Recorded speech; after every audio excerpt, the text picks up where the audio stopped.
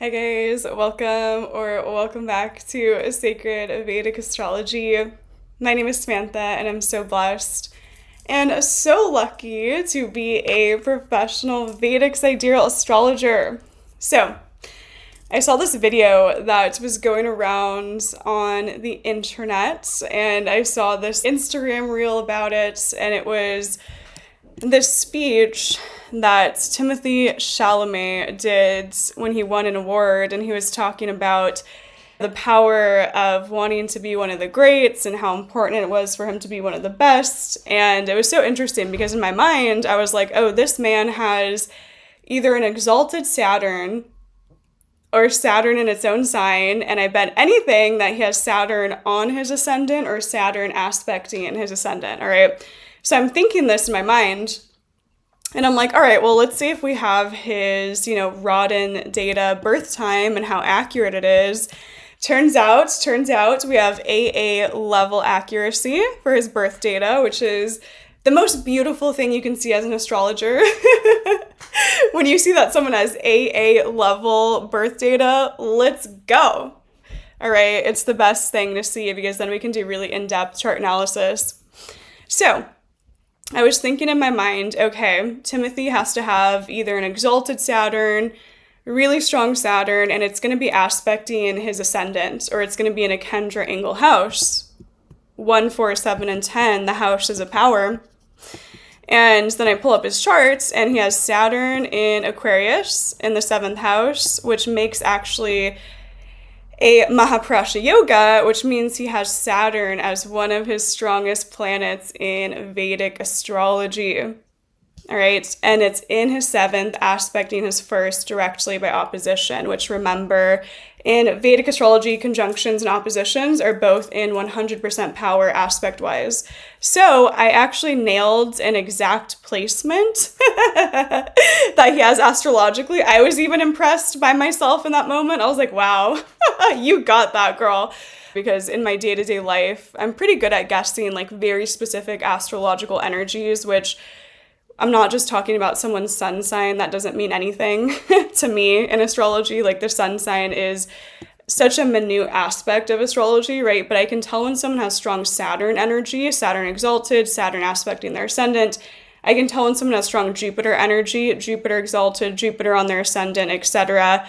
Someone has really strong Rahu energy, Rahu on their ascendant. I know all about it. So it's really, really powerful to really understand astrology in that true perspective and not from the place of just knowing the sun sign, because that doesn't mean anything in the grand scheme of how deeply complex astrology actually is. All right, so what we are going to do today for a lesson in in-depth chart analysis is we are going to look into Timothee Chalamet's Vedic astrological chart.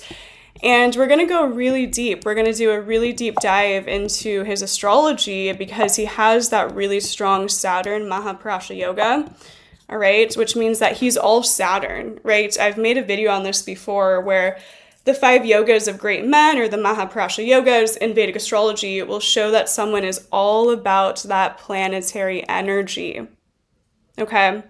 So I have a Jupiter Hamsa yoga and I am all Jupiter, best believe it. Someone has a Saturn yoga, Mahaprasha yoga, they are all Saturn. And this speech that Timothy made was the most Saturn speech I've ever seen in my entire life, all right? He's talking about the importance of hard work and not just being good at your craft, but being one of the best, being one of the greats.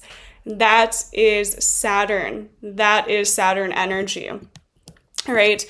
So this is going to be a really great case study to look into the importance of yogas, the strength of planets, the aspect of planets onto someone's ascendant, because if we get an aspect onto someone's 1st house, that's a very prominent aspect, especially if that planet is exalted or in its own sign. All right, it's going to be really powerful for their chart. And then they're going to take on a lot of that energy of that planet as they go throughout their life. All right, so we're going to look at the strength of his Saturn, his Mahaprasha Yoga, and then we're also going to look at the strength of the arts in his chart because he has one of the most potent, powerful 5th houses that I've seen astrologically. And the 5th house is the house of the arts. So the 3rd house is the arts, and the 5th house is also the arts in Vedic astrology. someone has connections between both, very artistically inclined. If someone has exalted planets in the 5th or the 3rd, really amazing for the arts, which we're going to get into today. All right, so I'm going to go ahead and pull up his chart so you guys can follow along for chart analysis, because I feel like that's the best way to learn astrology, is actually watching visual representations of different astrological charts and seeing it with your own eyes. All right, so I'm going to let my Gemini rising stop talking, stop rambling, and I'm going to pull up his chart so we can learn from this chart analysis. All right, so here we have Timothy's Vedic astrological charts. Now, this is a very powerful and potent Vedic astrology chart. So let's start with Timothy's ascendant, or his lagna, in Vedic astrology. And he is a Leo ascendant in the Magha Nakshatra. Of course he is. So Magha connects to kingship and power in Vedic astrology. So you'll find a lot of people in the spotlight, a lot of celebrities, a lot of leaders, a lot of those who have that leadership ability and energy will fall into that Magha Nakshatra. All right. And also Leo is that very creative sign in itself, right? It's that sign that wants to create. It's the sign that wants to be seen. Leo is very much that energy of being seen, creating, and can be very much connected to a lot of artistic talent in the chart as well too. All right, so because he is that Leo lagna and it is that Magha Nakshatra, it shows that his whole chart ruler is the sun, right? Because Leo is ruled by the sun. So that means that his first house lord is going to sit here in the 5th house of Sagittarius. All right, so first house lord in the 5th house, let's follow that sun down to the 5th house right here. Now, the 5th house is the house of the arts in Vedic astrology. 3rd house is the arts. 5th house is the arts. These are the two most artistically inclined houses. So when we see powerful planets or the ascendant lord going into the 5th or going into the 3rd, and they're not badly afflicted, this will show a lot of creative, artistic ability astrologically. These are the two houses that we are looking for an artist's chart. Okay? So his whole chart gets ruled by the arts. Okay, what is he? An artist, a performer. That's his whole life. That's his whole career. His whole ascendant, his whole lagna is getting ruled by the 5th house of the arts. Best believe it. Now, this is where things get very important when we're looking to chart analysis, okay? So it's not just, okay, the sun is in the 5th house and that's all that we see. We really have to start analyzing the other planetary energies that are surrounding that chart ruler, right? So sun is in Sagittarius in the 5th house, but also, guys, this is so important. The sun is in a conjunction with Jupiter in its own sign of Sagittarius in the 5th house. So it's not just us getting the first house lord in the 5th house, we're getting the first house lord in the 5th house with Jupiter in its own sign in a conjunction. So this is giving so much power to the sun. This is giving so much power to the 5th house. This is creating so much power in this 5th house, guys. It's not just sun in the 5th, it's sun right next to Jupiter in its home sign in the 5th house. That is potent, that is powerful. Now, the sun is at 12 degrees, the Jupiter is at 4 degrees. So that's also a pretty tight degree orb of conjunction, right? Is it the tightest? No, but Jupiter is already such a great benefic and it's in its own sign. Now it's in the 5th house. It's connected to creativity. Jupiter is the karaka, or the indication of expansion, of growth, of good influence, of good luck. Yep.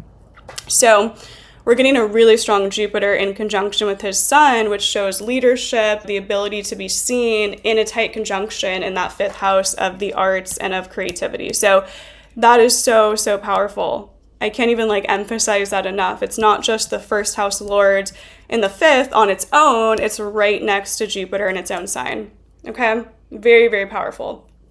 Now, we also get Mars sitting there as well too. And that's very interesting because here's the thing. When we get a powerful planet in conjunction with a malefic planet, we have to kind of weigh out the energy, right? So Mars in the 5th, for the most part, because Mars is that energy of drive and willpower and motivation, when it is right next to a really strong Jupiter, we're more so getting the positive manifestations of Mars, which would be drive and motivation. So Mars conjunct Jupiter conjunct Sun will show that he has a lot of drive towards his creative endeavors, right?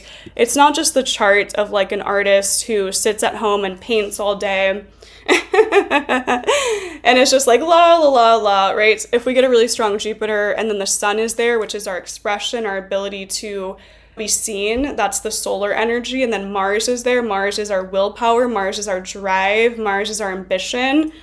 We're getting a lot of drive and willpower to be an artist and to create. So he has that energy of Mars in the 5th, right? It's pushing him to have that strength and that resilience towards all creative endeavors. Really powerful, guys, really powerful. And Jupiter Mars can also expand someone's energy and their willpower and their drive, right? And it's all in that 5th house of the arts, all right?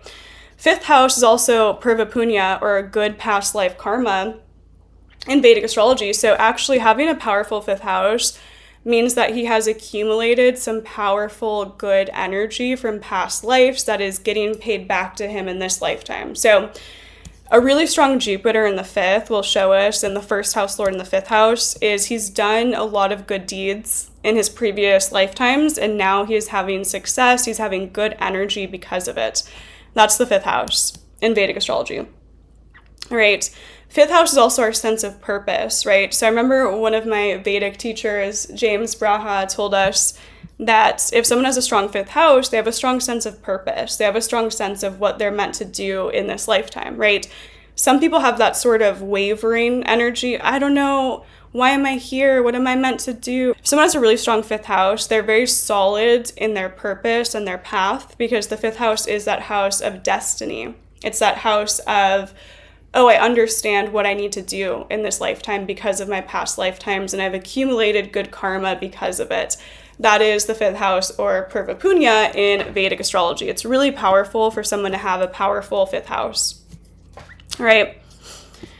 Now, this also shows with Mars in the 5th, he has a very powerful mind, okay? Mars in the 5th house. The 5th house is also the mind and the mental energy and the intellect. So I'm not even sure much about Timothee Chalamet, if I'm being completely honest.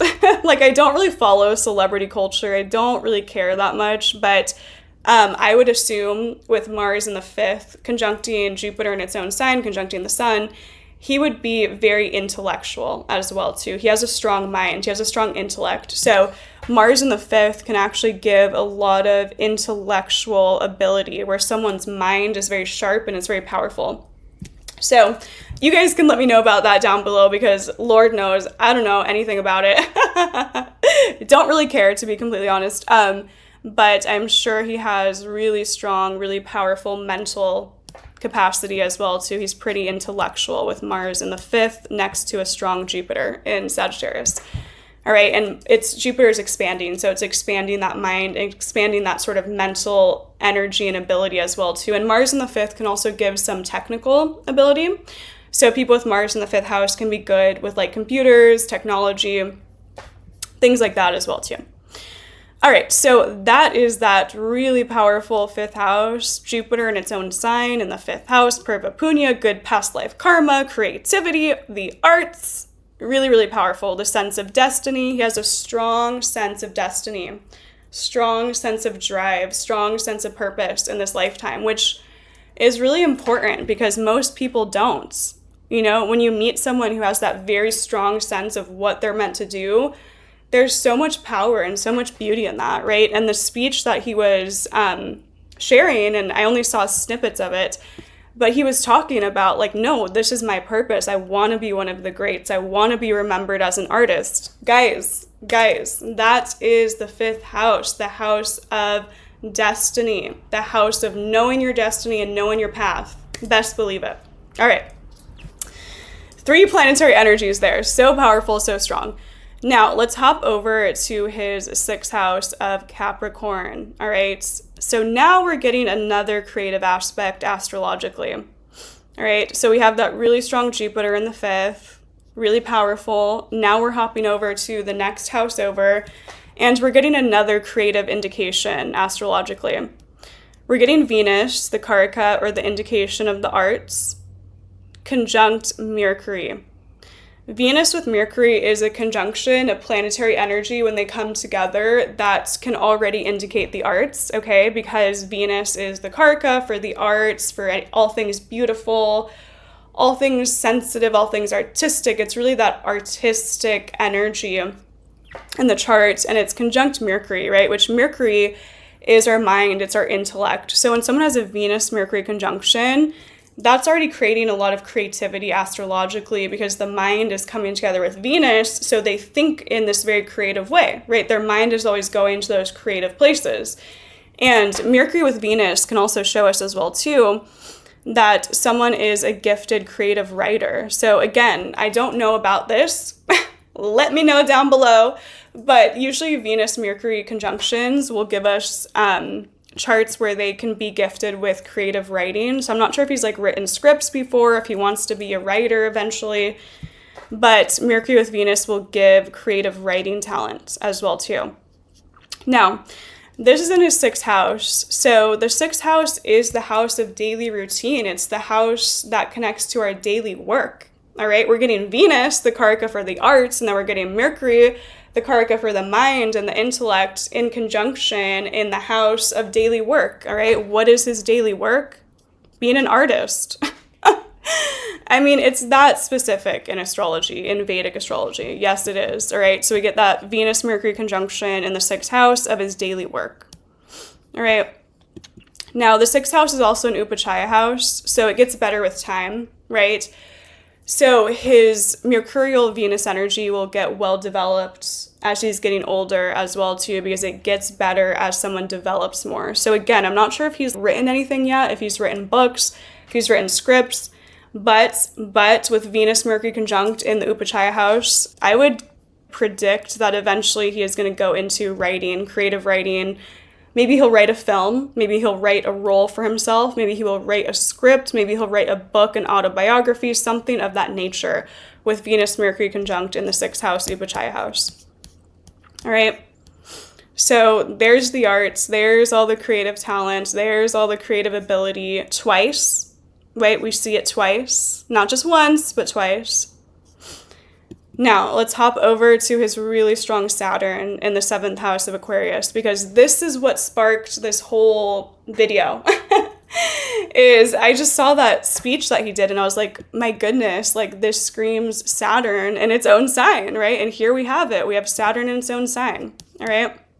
So here we get Saturn in Aquarius. Now, Saturn is best placed in Aquarius or Capricorn, all right?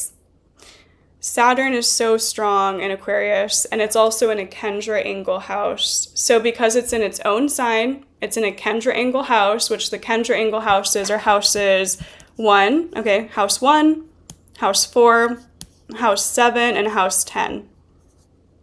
Why? Because they give power, right? Because if we're looking at the Vedic charts the other way, right, I use this style of the Vedic astrological chart, but the other charts, which I'm sure you guys have seen before, they actually like create the charts in a way where it highlights the Kendra angle houses, so you can really like understand how powerful they are, okay? Because they're so important. So houses 1, 4, 7, and 10 give power, and they give an ability to be seen, right, astrologically. So those are very powerful houses. So when we get a planet in its own sign, and then it also goes into a Kendra angle house, double the potency, double the power, right? So his Saturn is in a Mahaprasha Yoga, which is showing us that Saturn is actually one of his strongest planetary energies in the chart. Now, because that Saturn is so strong, so strong, he has an ability for strength, resilience, willpower, and drive. Okay, Saturn is that karaka, or that indication of hard work and discipline. Guys, his whole speech was about the importance of hard work and discipline to become one of the greats. Saturn is that energy that is slow to develop, works behind the scenes, but it builds up to be one of the most powerful energies we can actually get to in this lifetime, because it is built on a very strong, solid foundation. All right? So when people have a strong Saturn, they are not scared of hard work. They are not even close to afraid of hard work if someone has a strong Saturn, especially if it's in a Kendra Angle house, especially if it's a Mahaprasha yoga, one of the yogas of 5 great men. All right, Saturn in the 7th. Now, this is why this is so important, is because when Saturn goes into the 7th house, directly opposes the ascendant. Okay?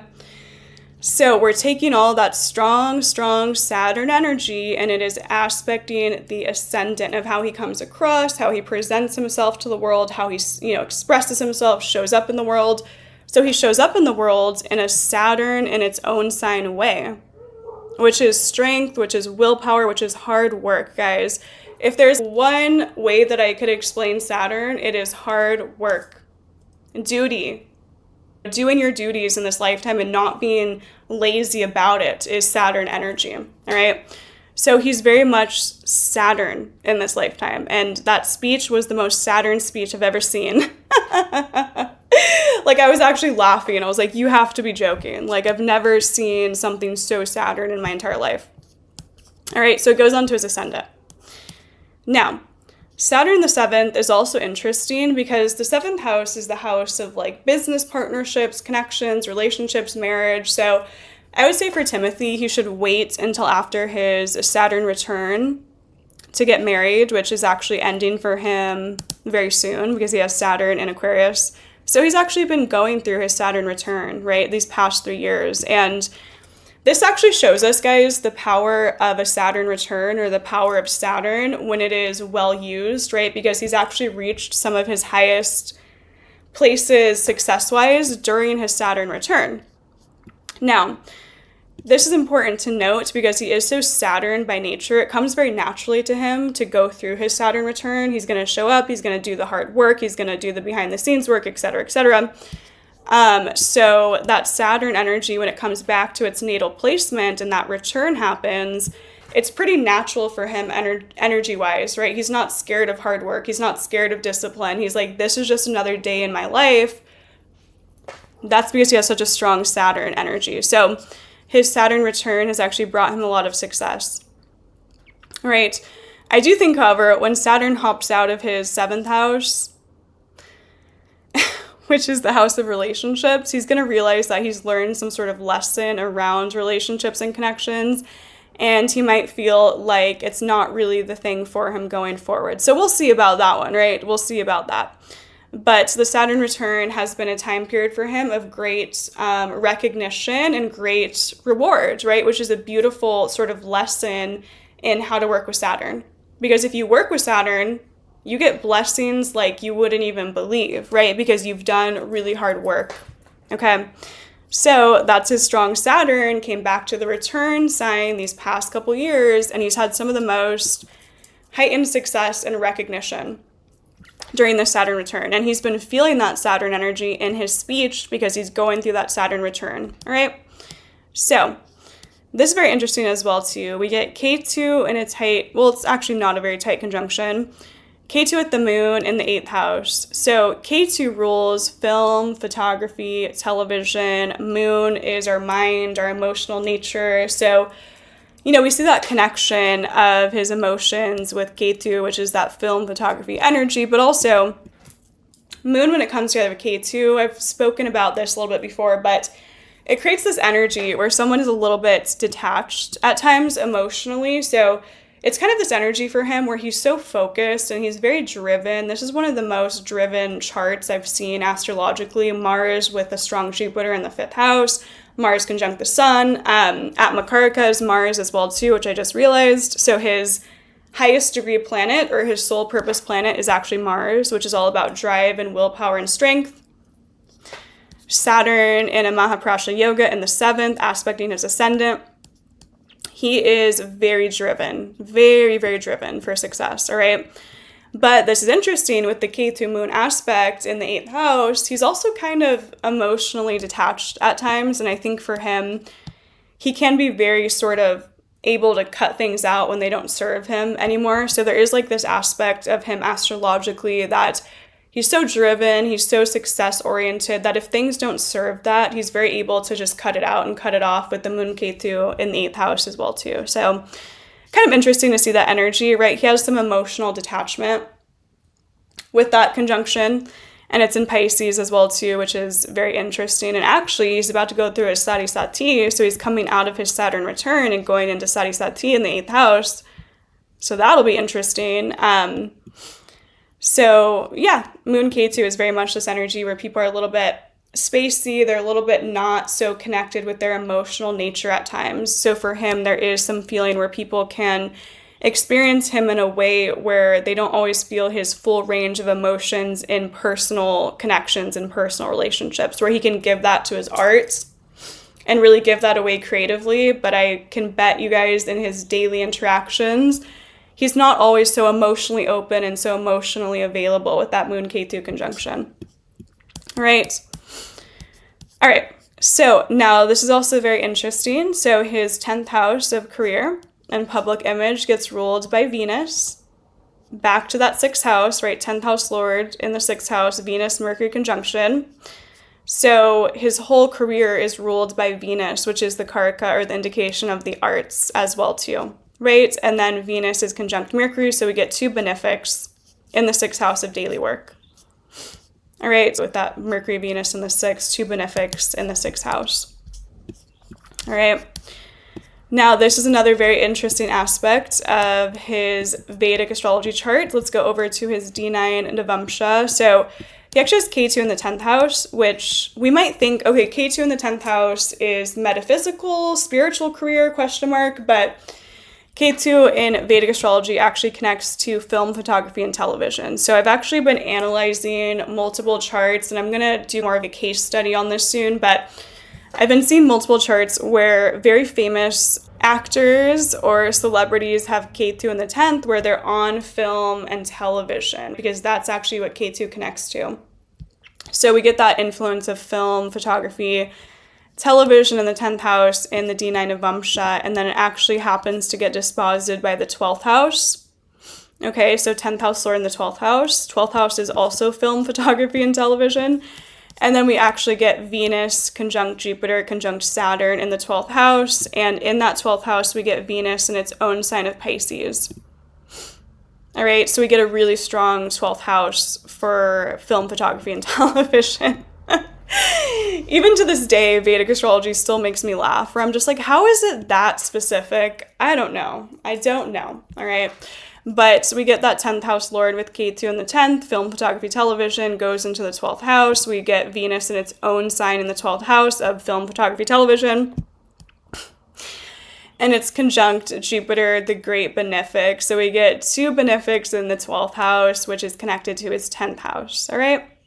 So that is very powerful for acting, film, creativity, television. So that's how we can see that in the D9 Navamsha as well too. I really like to see the 10th house in the D9 as well, because I find it to have a lot of power. All right, and then let's also analyze, this is what I wanted to look into as well too. So Rahu in his chart is in Virgo, right? It's in the 2nd house of the voice, so it's really important for him to express himself through his voice, through his speech. It's also money and finances, so Rahu in the 2nd expands finances, expands financial security, right? But this is actually very interesting. So we get Rahu, which is where our soul is trying to go in this lifetime. It's our soul desire, our soul evolution.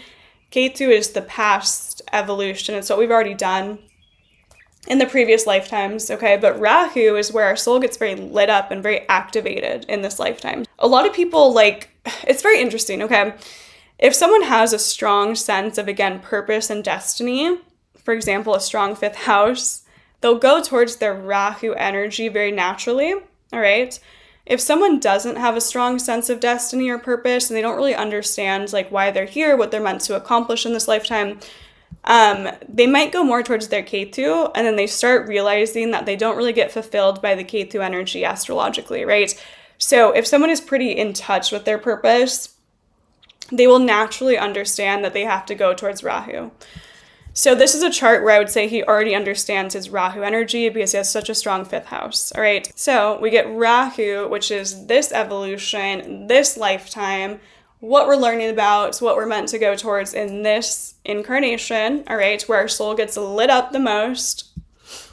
And it aspects, let's go 1, 2, 3, 4, 5, aspects his natal Venus and his natal Mercury. All right, 6, 7, 8, 9, and then it aspects his 10th house. So a few really important things here. Rahu expands, and Rahu brings natural energy. When you go towards it, you'll have a lot of this natural ability there. And it's going on to his Venus, which is the arts, which is creativity. And then it's going on to Mercury, which is the mind and the mental energy and writing, right? So that means in this lifetime, he's meant to go towards the arts to kind of fulfill his soul purpose, right? Also, it means that his mind can be very expanded. So I'm telling you guys, this man, Timothee Chalamet, this man has a very active mind. He's very intellectual. He's very, very intelligent. So we get Rahu now on Mercury. Such a strong 5th house. 5th house is the mind, right? So he has a very powerful and potent intellect as well, too. But also Rahu on Venus will show that someone is going towards the arts. They're going towards creative endeavors. And that's actually where their soul gets the most fulfilled, astrologically speaking, all right? So that's very interesting. And then it goes on to his 10th house, which is actually expanding the career and expanding the ability to be seen, right? Rahu is one of the best, most powerful energies onto the 10th, all right? Because Rahu expands, it's being seen. Rahu is look at me, look at me, look at me. The 10th house is work and career. So when we get that energy connecting together, someone can have a very big, larger than life career. I know so many people with Rahu in the 10th house that have really amazing careers because they love it, right? It lights their soul up to be seen in that way. It really lights them up astrologically. So then we get Rahu on the 10th, which means a big career, larger than life career, right? And then we get Rahu onto the 6th, which is our daily work. And then it's going on to Venus, the Karaka, or the indication of the arts. And so it's expanding that energy. All right. Oh, and this is very interesting. And now I just realized this as well, too. So we get Rahu onto the 10th. All right. And then we also get Jupiter onto the 10th. So Jupiter is in the 5th. It goes 1, 2, 3, 4, 5. So it's creating that aspect there as well, too. All right, so this is very interesting, right? We can see Timothy's whole life experience. We see why he is such a powerful and potent artist, because he is driven, because he is motivated, because he has Mars next to Jupiter in its own sign, because he has Saturn in a Mahaprasha Yoga. This is a very driven chart, guys. One of the most driven charts I've seen. All right. And that whole speech he made was verbatim, him speaking about his astrological karmas in this lifetime. And I just think it's so funny because celebrities, artists, those in the spotlight, they'll always talk about these like very specific things, and it will be connected to their Vedic astrological charts. And I know what it is, right? Like I'll be listening to them speak and talk, and I'll be like, well, they have an exalted Jupiter aspecting their ascendant, don't they? Oh, Timothy has Saturn in its own sign on the 7th aspecting his 1st, doesn't he, right? It's all connected to astrology, whether we are conscious or unconscious, right? So what Vedic astrology or Jyotisha is doing is bringing light, right? It's the divine science of light. It is shining light onto things that we already know, we already feel, we're already living, but then it brings that divine knowledge onto it, which is why it is so powerful and so beautiful of a system of astrology. All right?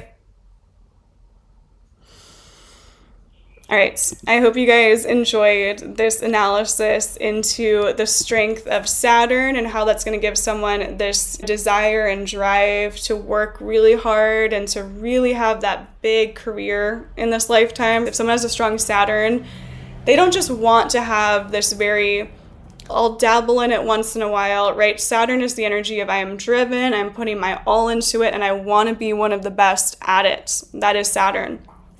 Right? And this is a very potent and very powerful Saturn in a Kendra Angle house, Mahaprasha Yoga. All right, Rahu onto the 10th, an ability to be seen, an ability to be in the spotlight, Magha Nakshatra. Powerful for the arts, powerful for being seen as well too. But remember that Jupiter in its own sign. Oh, and this actually just came to me as well too. So for Leo Lagna or ascendant, Mars is actually the Yogacaraka. So Mars is one of the strongest planets for Leo Lagna or ascendant. And Mars is, first of all, in his 5th house of the arts and performing and creativity, Yogacaraka planet. So it's one of the most potent and powerful planets for the Leo Lagna or ascendant. It's in the 5th house, and now it is conjunct Jupiter in its own sign in the 5th. So we get Jupiter in its own sign, conjunct the Yogacaraka. Wow, that is powerful. That is powerful. It gives me chills. All right.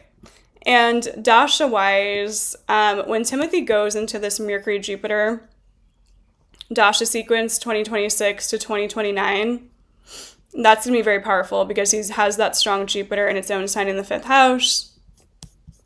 All right. Going to be a really strong time for him career-wise as well, too. All right, so that Yogacaraka honestly just blew my mind. As I was looking at his chart, I was like, are you kidding me? Like, now we have his Yogacaraka, the best planet for Leo ascendant, conjunct Jupiter in its own sign in the 5th house of the arts. Wow, that is so powerful. All right. All right, I hope you guys enjoyed this in-depth analysis. I hope you learned something through the Vedic lens of astrology. One of the most beautiful systems of astrology that we do have. All right, we'll talk soon. Sending all the love. Bye, guys.